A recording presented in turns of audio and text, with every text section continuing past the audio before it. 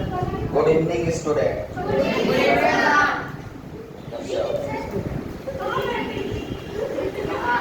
Today we are start here chapter number 6, class 11, physics.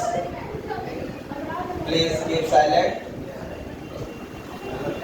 Work, energy and power. This is the name of chapter. Work, energy and power. So first we are discuss here what is work. What is work? इसके पहले हमने force discuss किया था. Previous chapter जो हमारा था Newton's laws of motion में force discuss किया था. ठीक है. फोर्स हमारा क्या था? कोई एक्सटर्नल एजेंट था जो हमारे किसी भी बॉडी पे जब अप्लाई होता है तो उसके शेप साइज को चेंज करने का प्रयास करता है या चेंज कर देता है. सेम हम वर्क डिस्कस करने जा रहे हैं. तो वर्क क्या है यहां से शुरुआत करेंगे. It is the product of force. Definition लिखते चलेंगे. Force and displacement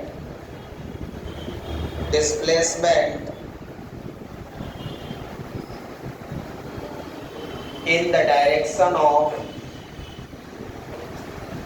the direction of force and vice versa.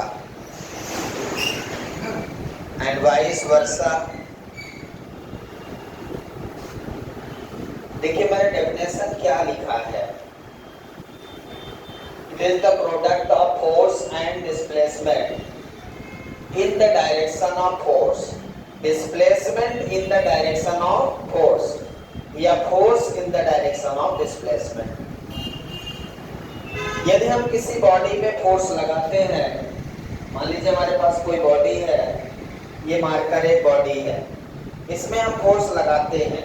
तो जब हम इसमें फोर्स लगाएंगे तो जिस डायरेक्शन में फोर्स लगाया बॉडी का डिस्प्लेसमेंट उसी डायरेक्शन में हो रहा है.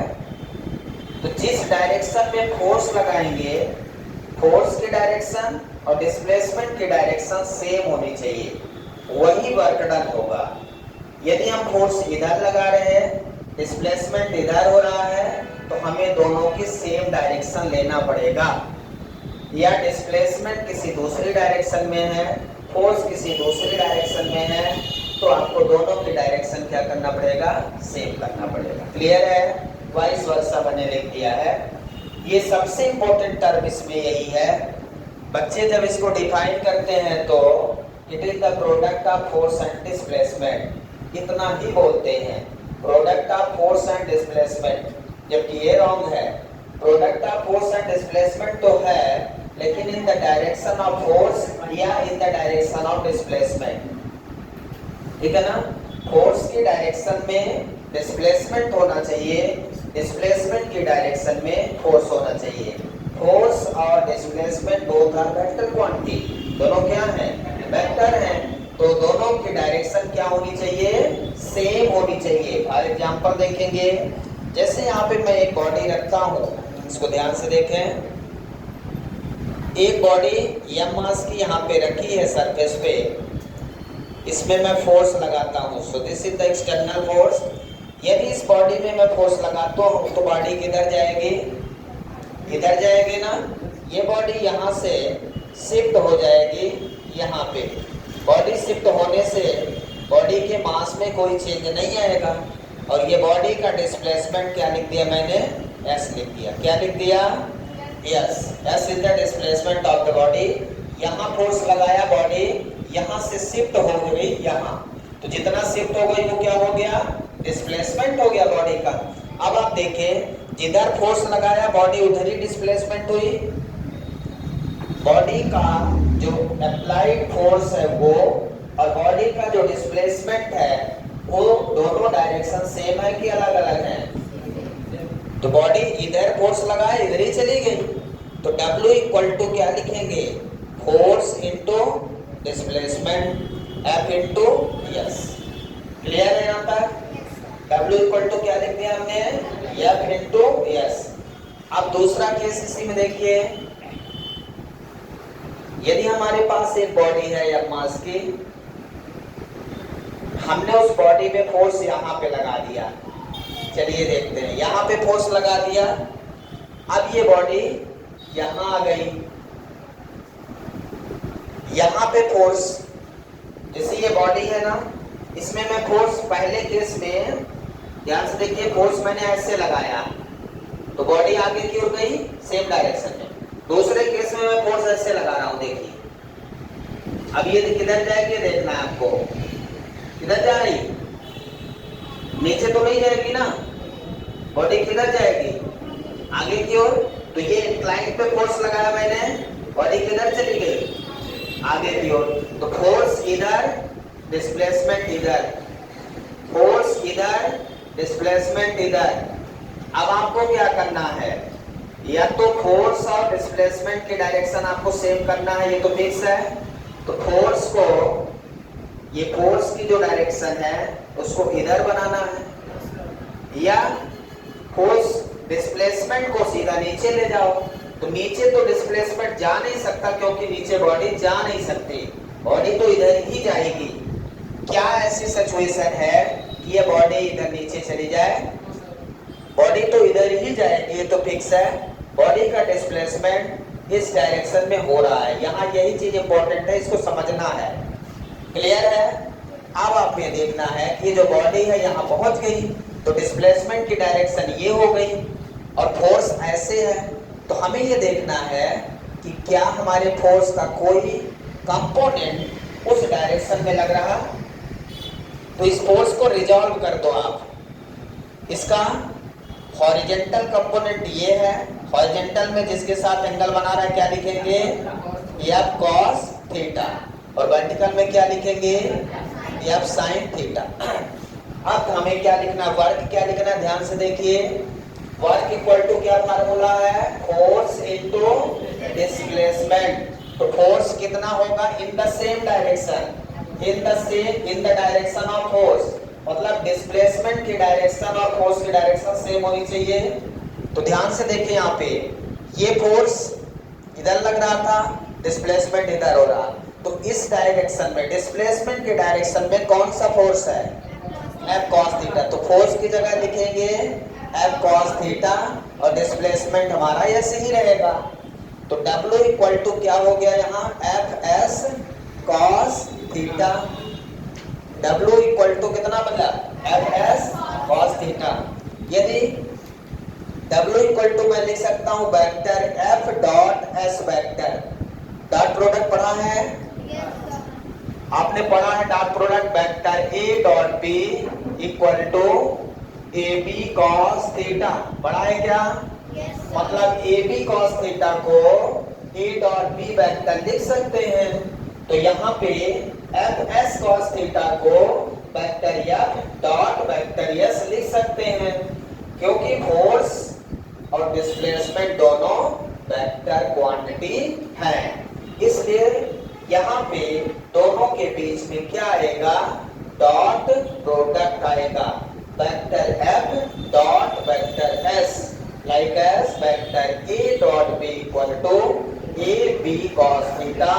सो here F S cos theta equal to F dot S. A की जगह एफ आ गया, बी की जगह एस आ गया। अब मैंने आपको बताया था कि जब भी दो वेक्टर का डॉट प्रोडक्ट होता है तो रिजल्टेंट हमेशा स्केलर क्वांटिटी होती है। दो वेक्टर का डॉट प्रोडक्ट हमेशा स्केलर होगा। इसका मतलब है work is a scalar quantity. कोई डाउट है किसी को? वर्क एक स्केलर क्वांटिटी है। क्यों? क्योंकि फोर्स और डिस्प्लेसमेंट वेक्टर का डॉट प्रोडक्ट एक स्केलर होता है। यहाँ तक कोई डाउट है किसी को? अब यहाँ पे एक एग्जांपल और लेते हैं। मान लीजिए यहाँ पे एम मास की एक बॉडी है, एम मास की बॉडी है और ये बॉडी लिफ्ट हो रही है ऊपर की ओर, ऊपर की ओर लिफ्ट हो रही है, तो इसका डिस्प्लेसमेंट एस हो गया। ठीक है, हमने इस बॉडी में इस डायरेक्शन में फोर्स लगाया,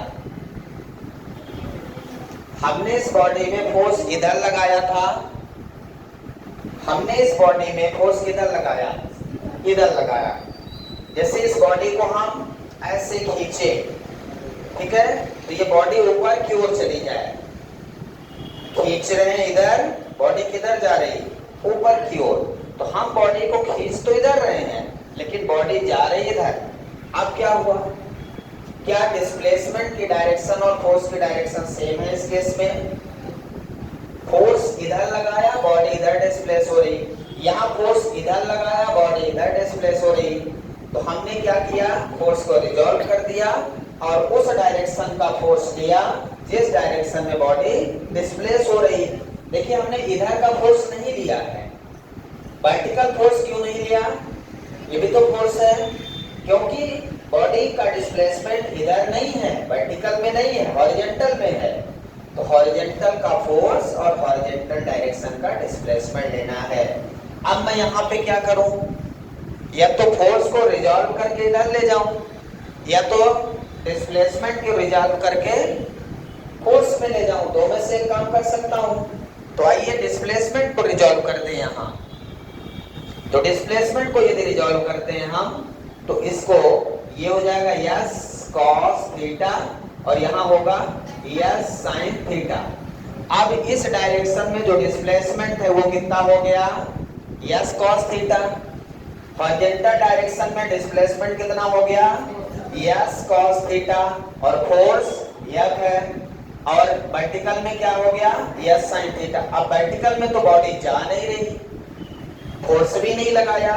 फोर्स और डिस्प्लेसमेंट की डायरेक्शन हॉरिजॉन्टल में है, तो मैं W इक्वल टू क्या लिखूंगा, फोर्स की जगह F लिखूंगा, डिस्प्लेसमेंट की जगह यस कॉस थीटा लिखूंगा। So W equal to F S cos theta. Final answer हमारा आएगा वही आएगा, vector F dot vector S। तो जब भी हम कभी चाहे डिस्प्लेसमेंट की डायरेक्शन और फोर्स की डायरेक्शन सेम रखेंगे तो आंसर हमेशा सेम रहेगा। और आपको ध्यान रखना है, वर्क डन वही लेना है जहां पे फोर्स और डिस्प्लेसमेंट की डायरेक्शन सेम हो। इसमें कोई मिस्टेक नहीं करना। यदि गलती से डायरेक्शन आपने दूसरी ले ली तो आंसर आपका गलत आएगा आंसर, लेकिन गलत आंसर रहेगा। इसलिए ये क्वेश्चन सॉल्व करते समय वर्क डन का फोर्स और डिस्प्लेसमेंट की डायरेक्शन का विशेष ध्यान रखना है। हमेशा सेम डायरेक्शन लेना है, अलग अलग है तो उसको रिजॉल्व करके सेम बना लीजिए। क्लियर है? इसको नोट करें जल्दी से, पूरा अच्छे से नोट कर लें।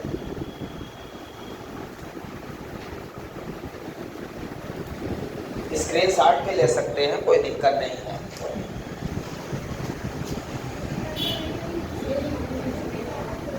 कल वीडियो भेजा था ना पुराना वाला डायनेमिक्स का, जिसकी क्लास मिस हो जाती है वो वीडियो देख के अपनी नोट्स को पूरा कर सकते हैं और समझ भी सकते हैं। कल का तो नहीं बनाया था, वर्टिकल मोशन था कल, ये चीज तो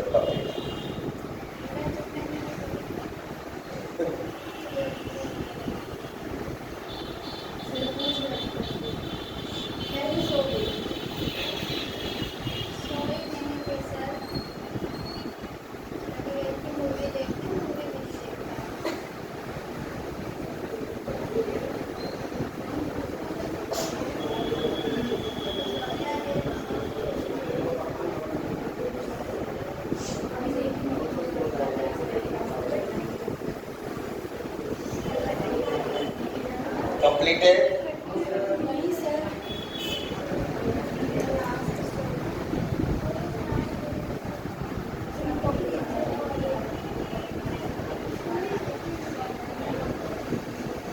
थोड़ा पास करिए।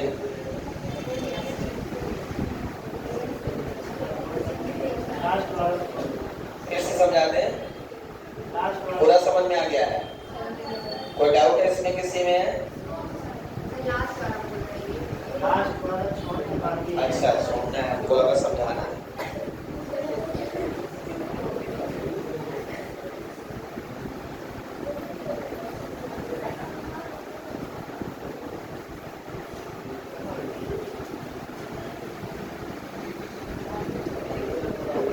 यहाँ पे हमारे फोर्स के कुछ कंपोनेंट्स होंगे, रेक्टेंगुलर कंपोनेंट्स बोलते हैं उसको, rectangular components.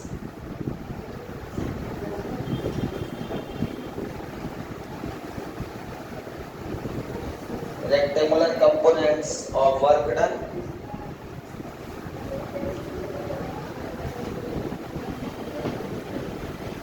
Rectangular components of work done का क्या मतलब है? यहाँ पे जो फोर्स है वो 3D में लगेगी। जैसे कोई फोर्स है हमारा,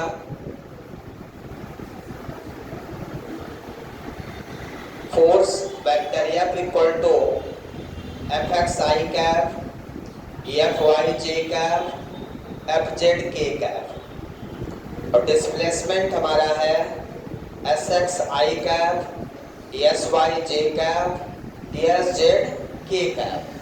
अब यहाँ पे क्योंकि वेक्टर क्वांटिटी है, 2D 3D कुछ भी हो सकता है। अब यहाँ से हम क्या निकालेंगे? Work done. तो work done equal to force into F dot D S, F vector F dot S vector.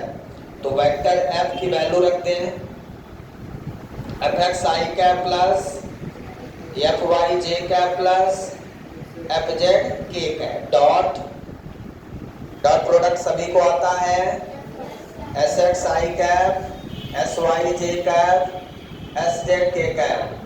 इनका रिवीजन करते रहा करें आप लोग। I dot I 1, J dot J 1, K dot K 1, बाकी दूसरे के साथ 0, I dot J 0, I dot K 0। तो Fx डॉट Sx क्या हो जाएगा? Fx Sx plus Fy Sy plus Fz Sz. So this is the work done in rectangular form. यहाँ तक लिख लें।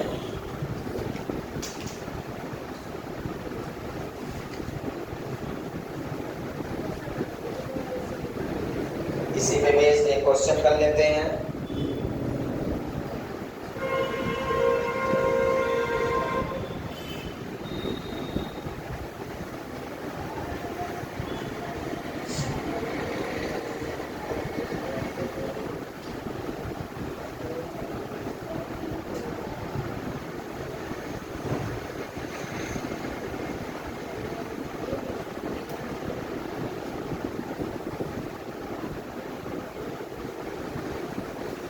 वीडियो की स्टडी करने वाले लोग पढ़ गए हैं, लगभग 5-6 घंटे डेली लोग पढ़ते हैं, 5-6 घंटे डेली पढ़ रहे हैं। ये मैं नहीं जानता लेकिन पढ़ते हैं।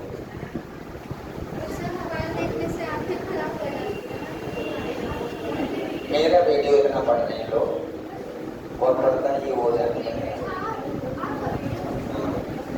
चैनल में ये पता चल जाता है कि एक दिन में वीडियो को कितना पढ़ा गया, कितने घंटे पढ़ा गया। व्यूज ने आवर लिखा रहता है ना, इतने आवर लिखा रहता है। डेली का डिस्क्रिप्शन कोई 5 घंटा में से 6 घंटा में 10 घंटा पढ़ लेते हैं। तो जिसको जैसी रिक्वायरमेंट रहती है अपना पढ़ते रहते हैं। आदिवासी लोग तो नहीं, बहुत दूर तक लोग पढ़ते हैं, जिसको जहाँ जरूरत है अपना पढ़ता है। चले आगे बढ़े, लिख लिया बेटा, ये समझ में आया क्या? अब इसी पे बेस्ड एक क्वेश्चन करते हैं। प्रॉब्लम है, देखिए फोर्स आपको गिवन है, मान लीजिए 2i cap plus 3j cap plus k cap, और डिस्प्लेसमेंट गिवन है 3i plus 4j minus 2k cap. Find work done. Very simple question दिया है आपको। कभी भी वेक्टर में आपको कोई क्वेश्चन इस तरह से दिया जाए और आपसे वर्क डन पूछे तो आपको सिंपल सा ध्यान रखना है, क्या फाइंड करना है? Dot product. क्या फाइंड करना है? Dot product. तो सलूशन देखेंगे, W equal to vector F dot S vector vector F dot S vector लिखेंगे। तो वेक्टर एफ की वैल्यू रखते हैं 2i cap plus 3j cap plus k cap dot 3i cap plus 4j cap minus 2k cap. अब ध्यान से देखिए 3 2 जा 6, i डॉट i 1 हो गया, प्लस 3 4 जा 12, j डॉट j 1 हो गया, प्लस माइनस माइनस 2 1 जा 2, k डॉट k 1 हो गया। क्लियर है? स्क्वायर कर लें, 16 आएगा जूल।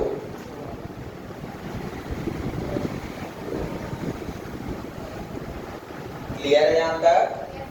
कोई डाउट होगा बता दीजिएगा।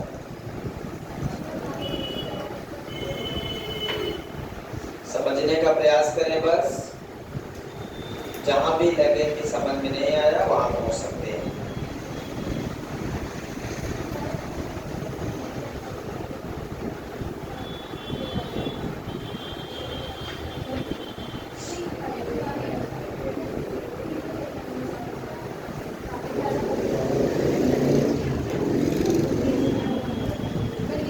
कंप्लीटेड? इतना टाइम नहीं है बेटा, इतना टाइम नहीं है।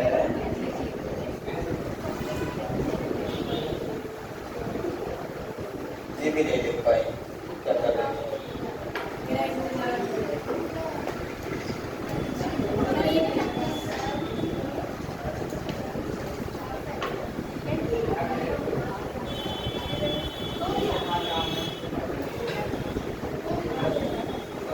टाइम की कीमत समझे। कंप्लीटेड? चलिए यूनिट्स एंड डायमेंशन। तो units of work,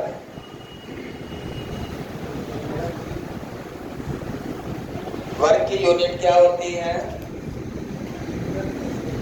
SI unit,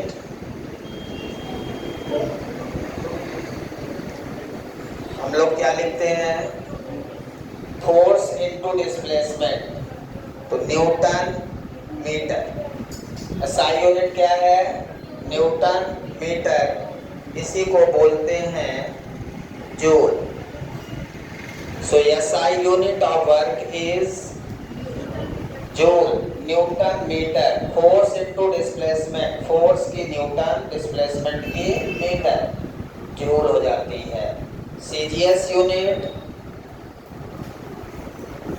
CGS unit force की डायन सेंटीमीटर, डिस्प्लेसमेंट सेंटीमीटर, तो ये हो जाएगा आर्ग।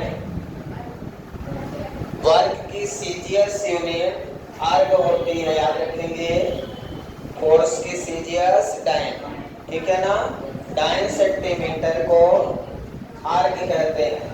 वो डाइन नहीं है, जो डाइन खाने वाली है, कहते हैं ना डाइन खा रही है, खाए जा कबा, वो वाली डाइन नहीं है यहाँ पे।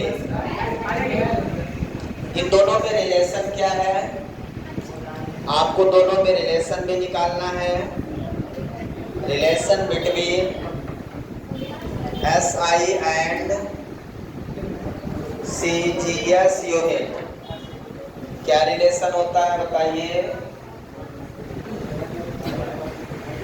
W = FS लिख दो, ठीक है? इधर SI unit 1 joule, 1 joule = 1 newton into 1 metre. SI unit लिख दिया पूरा। 1 जूल = 1 न्यूटन इंटू 1 मीटर। अब 1 जूल इधर हमें CGS में कन्वर्ट करना है, इधर SI ही रहेगा, इधर CGS में, तो 1 न्यूटन = 10⁵ डायन, 1 न्यूटन = 10⁵ डायन। ये रिलेशन मैंने प्रूव किया था, आपको याद रखना है। फोर्स में एसआई और सीजीएस में, और 1 मीटर इक्वल टू 100 सेंटीमीटर, 100 को 10 पावर 2 लिख सकता हूँ, ठीक है। 100 को क्या लिख सकता हूँ, 10 टू पावर 2 सेंटीमीटर हो गया। अब 1 joule 10 to power 5, 10 to power 2, 10 to power 7 dyne centimetre. Dyne centimetre क्या है, अर्ग है। तो यहाँ से आपके सामने रिलेशन है 1 joule equal to 10 to power 7 erg. Clear यहाँ तक? जल्दी से लिखें।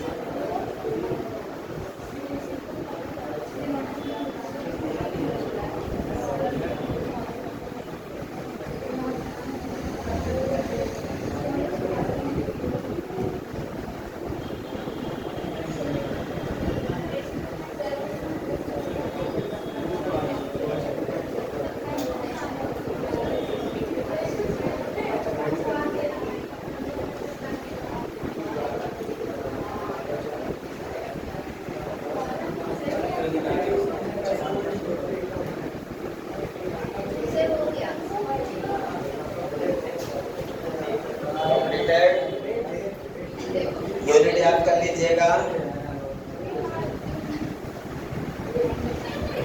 इसके बाद type of work, type of work लिखेंगे। इसको हम 3 टाइप से डिस्कस करते हैं। Positive work, negative work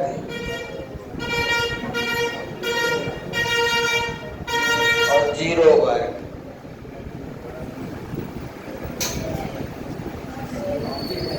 positive work, negative work, zero work.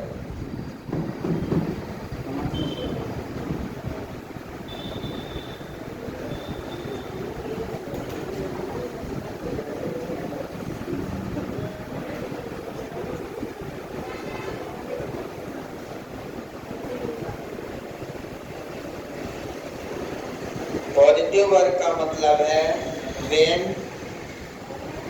force and displacement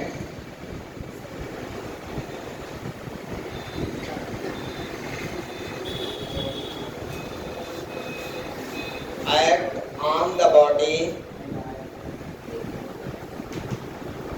in same direction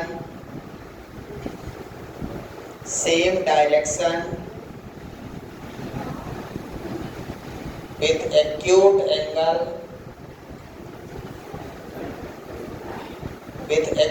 angle is called positive work done.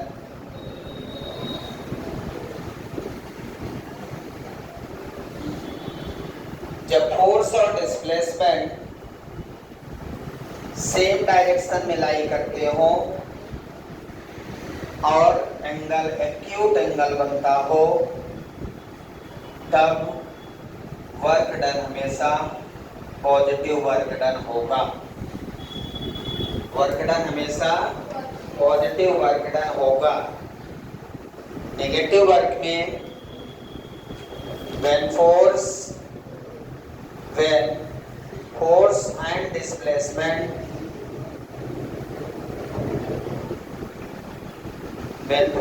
displacement act on the body in opposite direction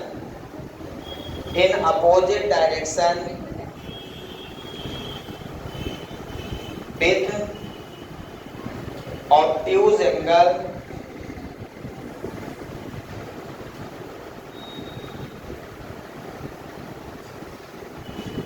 is called negative work done. ठीक है,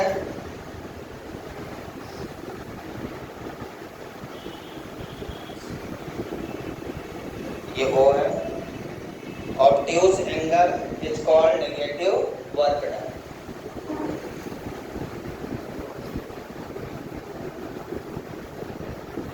ठीक है, और zero work done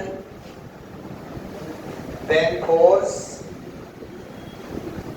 and displacement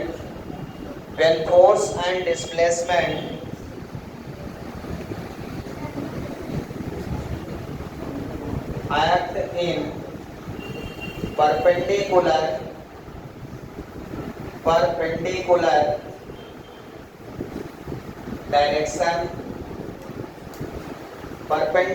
direction, ठीक है, is called zero work.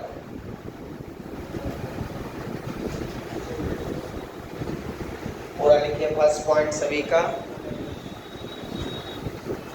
किसी को doubt है इसमें?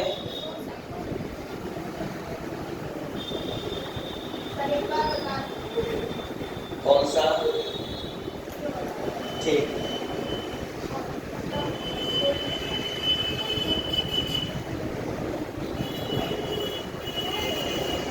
इसे समझने के लिए एक बॉडी है जिसमें हम फोर्स लगाते हैं, किसी एंगल पे लगा दें या कैसे भी लगा दें, बॉडी इधर डिस्प्लेसमेंट हो रही है, तो बॉडी के बीच का जो एंगल है, यहाँ cos थीटा है, ठीक है ना, यहाँ f sin थीटा है, बॉडी इधर डिस्प्लेस हो रही है, तो इसका वर्क डन हम क्या लिखेंगे? fs cos थीटा, और इसका जो एंगल है वो कितना होगा? इसका एंगल कितना होगा? थीटा किसके बीच में लाई करेगा? इसका थीटा किसके बीच में लाई करेगा? 0 और 90, 0 से लेके 90 डिग्री तक हम इसको फोर्स दे सकते हैं. यदि 90 से तनिक भी ज्यादा हुआ तो बॉडी रिवर्स डायरेक्शन में जाने की संभावना है. तो यहाँ पे हमें जो ध्यान देना है, दूसरा पॉइंट, इसका जो थीटा है वो 0 डिग्री से लेकर 90 डिग्री तक हो सकता है. इंपॉर्टेंट पॉइंट है. Angle of positive work done cos 0 कितना होता है? 1. cos 0 1, W equal to Fs maximum, cos 90 0, ठीक है ना, और 0 मैक्सिमम से लेके 0 वर्ग तक पॉजिटिव है. नेगेटिव वर्ग के लिए थीटा कितना हो सकता है? ऑब्ट्यूज एंगल मैंने यहाँ लिखा है, ध्यान से देखिए, यहाँ मैंने लिखा है एक्यूट एंगल. एक्यूट एंगल मतलब एंगल 90 से कम हो, ठीक है. तो इसको, ये वाला जो इक्वल है इसको हटा दें, इक्वल उसमें लगा देंगे 0 वर्ग में, तो 90 से थोड़ा कम कर देते हैं. 0 तो है, 0 से लेस देन 90, ठीक है, 0 वर्ग हो जाएगा. तो यहाँ पे ध्यान रखिएगा ये कंडीशन. ऑब्ट्यूज एंगल का मतलब क्या है? कहां से कहां तक? थीटा की वैल्यू 90 से ज्यादा, इक्वल भी इक्वल नहीं लगा सकते, ध्यान रखना. Theta greater than 90, less than equal 180 degree, यहाँ इक्वल 180 रहेगा, थीटा की value greater than 90 to 180, so this is the obtuse angle. ठीक है, मतलब इस केस में जो फ्रिक्शन होगा वो क्या होगा, नेगेटिव होगा, और इस केस में थीटा एग्जैक्टली 90 डिग्री होगा। थीटा क्या होगा, एग्जैक्टली 90 डिग्री होगा।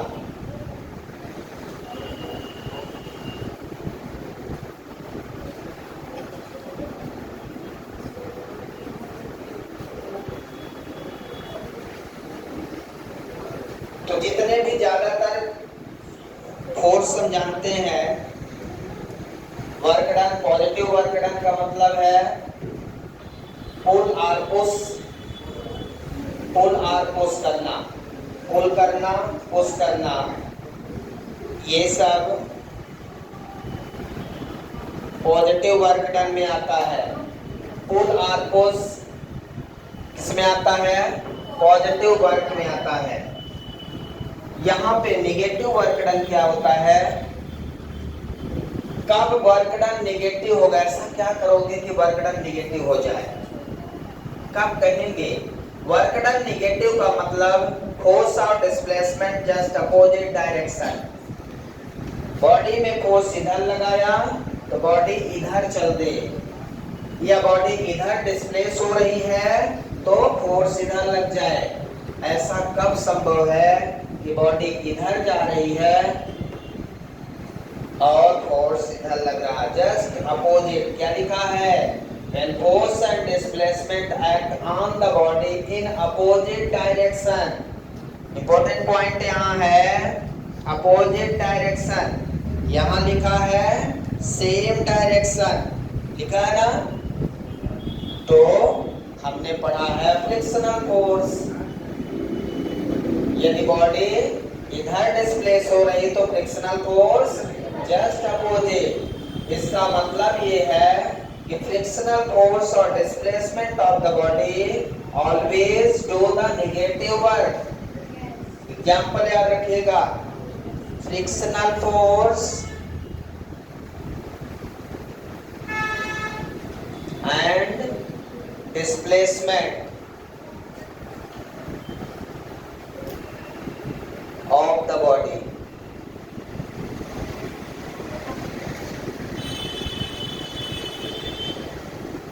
do the negative work।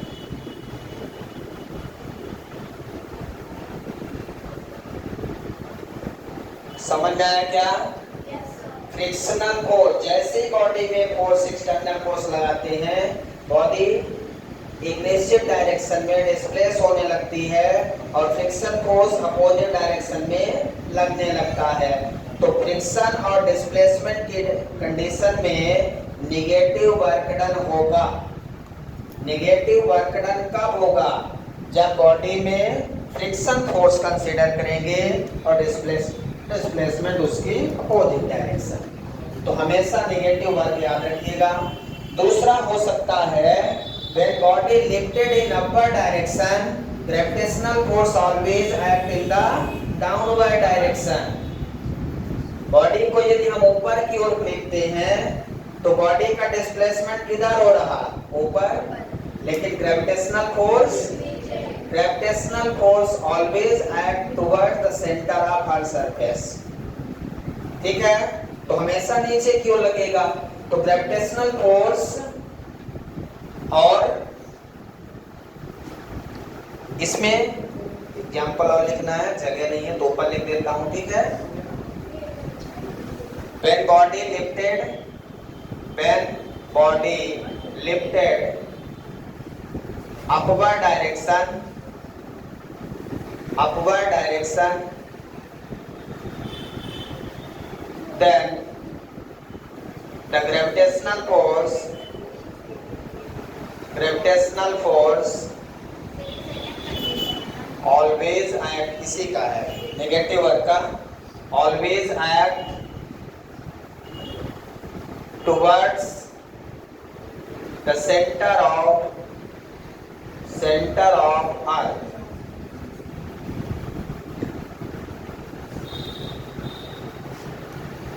to the negative work।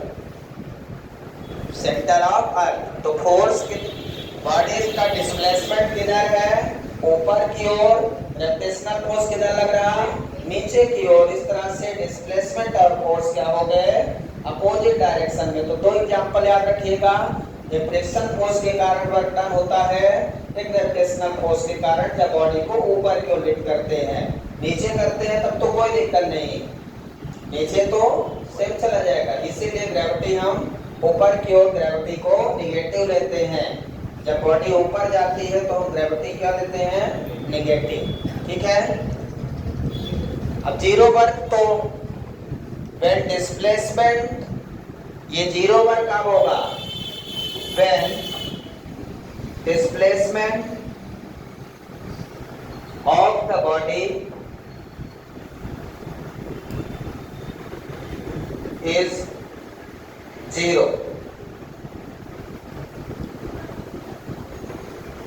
ऐसा नहीं कहेंगे कि फोर्स जीरो, ध्यान रखिए। क्या? Displacement zero. W equal to Fs cos theta. F भी जीरो हो सकता है, लेकिन F जीरो होने की क्या कंडीशन में? F जीरो तो कोई कंडीशन ही नहीं है। जीरो वर्क का मतलब डिस्प्लेसमेंट जीरो, ना कि force zero. When force applied on the body, body doesn't displaces. When force applied on the body, body doesn't displaces. That work done is called zero work done. यदि हम किसी body में force लगाते हैं और body displace नहीं होती है, जैसे हमारे पास एक एग्जांपल है। हमने क्या किया? एक बॉडी ऐसे रखा और हमने इसमें फोर्स ऐसे लगा दिया, जस्ट 90 डिग्री। थीटा कितना दिया? 90 डिग्री। देखिए फोर्स ऐसे लगा दिया ना। अब क्या बॉडी इधर नीचे जाएगी? डिस्प्लेसमेंट होगा क्या? इधर जाने की कोई संभावना है बॉडी की? नहीं। यस इक्वल टू जीरो है। हमने बॉडी में फोर्स लगाया, यहाँ पे ये बॉडी रखा, हमने इसमें ऐसे फोर्स लगाया, ये लगाया, गई क्या नीचे? फोर्स तो लगाया है लेकिन डिस्प्लेसमेंट जीरो है। ऐसी सिचुएशन में हम कहते हैं जीरो वर्क डन। कब? when force and displacement act in perpendicular direction। Perpendicular direction का मतलब 90 डिग्री। जब किसी बॉडी में आप 90 डिग्री पे फोर्स लगाते हो और डिस्प्लेसमेंट नहीं होता, क्या होता है? जीरो हो जाता है। ऐसी स्थिति में हम क्या लिखते हैं? उसको नेगेटिव वर्क। समझ में आया क्या? किसी कोई डाउट है? तो हमने वर्क डिस्कस किया, टाइप ऑफ वर्क डिस्कस किया, यूनिट ऑफ वर्क डिस्कस किया और डायमेंशन फार्मूला भूल गया, उसको आप लिख लेंगे। डायमेंशनल फार्मूला एक लाइन में ml2t-2, उसी में कई जगह होगी। यूनिट जहाँ लिखा था। ठीक है। Thank you, have a nice day.